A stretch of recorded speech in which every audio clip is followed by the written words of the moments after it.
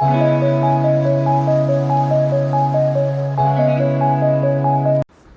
Everyone, welcome back to my channel.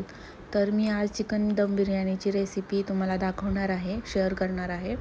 तुम्ही try करू शकता. ही माझी रेसिपी आहे, तर तुम्हाला आवडली असेल तर तुम्ही ट्राय करू शकता.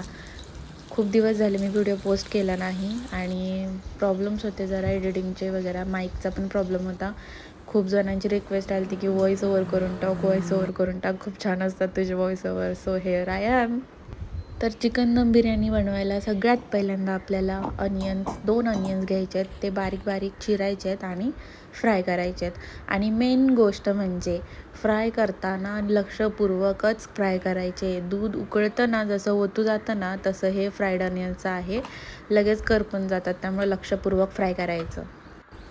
तर माझं सामान संपलेलं, तर हे मी मार्केटमधून आणलेलं आहे. तेल वगैरे आणि खडे मसाले आपल्याला तांदूळ शिजवताना यूज होणार आहेत.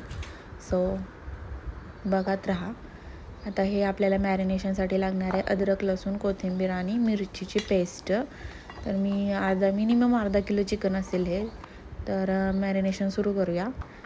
अद्रक लसूण पेस्ट टाकायची 2-3 चम्मच चिकनमध्ये आणि बाकीचे आपण ग्रेव्हीसाठी ठेवूयात. कोण चिकन मॅरिनेट करतानाच सगळं इन्ग्रेडियंट्स टाकून देतात, कांदे, टोमॅटो वगैरे, आणि नंतर डायरेक्ट ते कुक करतात. तर मी तसं नाही करत आहे. आय डोंट नो, मला ते येत नाही आहे. त्यामुळं आता धना पावडर टाकायची. त्याच्यानंतर बिर्याणी मसाला टाकायचा आहे.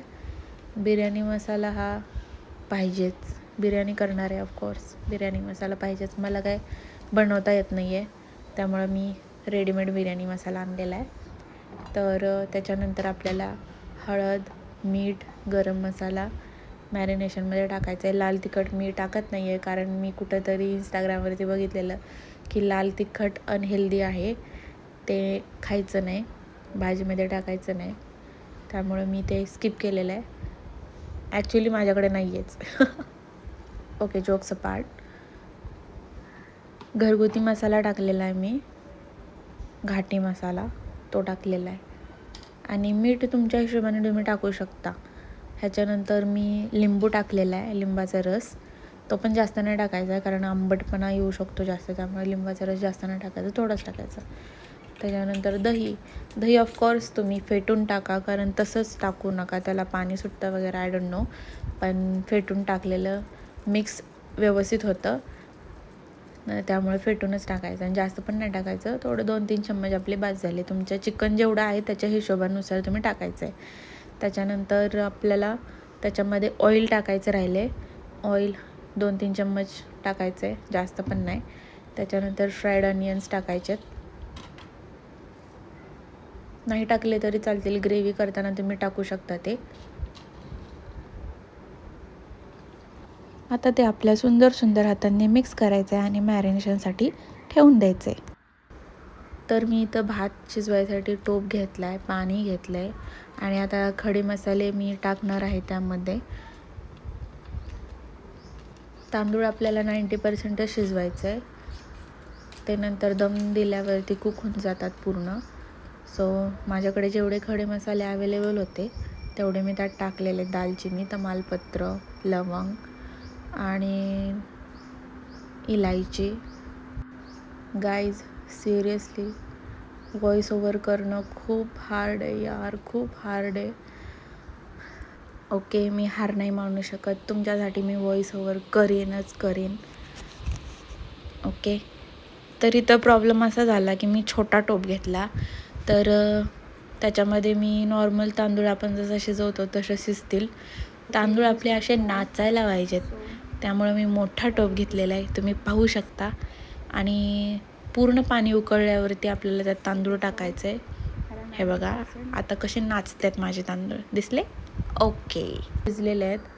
तर बाकी दम देताना शिजून जातील. एक इम्पॉर्टंट गोष्ट म्हणजे आपल्याला अर्धा किलोची बिर्याणी, चिकनची बिर्याणी असेल तर त्याला अर्धा किलो कांदा आणि अर्धा किलोच तांदूळ पाहिजे. 1 किलोची असेल तर 1 किलो तांदूळ, 1 kilo onions. Okay, that's a perfect measurement. ग्रेव्हीसाठी आपल्याला कांदा टोमॅटोची पेस्ट करायची आहे आणि ती भाजायची आहे.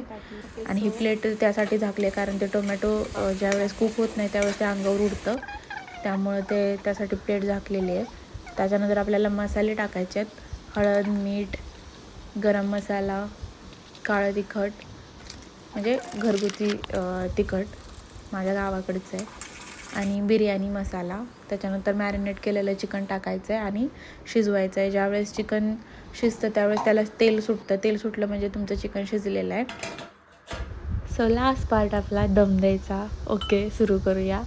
सो ग्रेव्हीची पहिली लेअर टाकलेली आहे मी. त्याच्यानंतर तांदूळ टाकलेलं आहे शिजलेलं, आणि तांदूळ हे बघा 90%च कुक झालेलं आहे. दम दिल्यावरती पूर्ण 100% कुक होईल.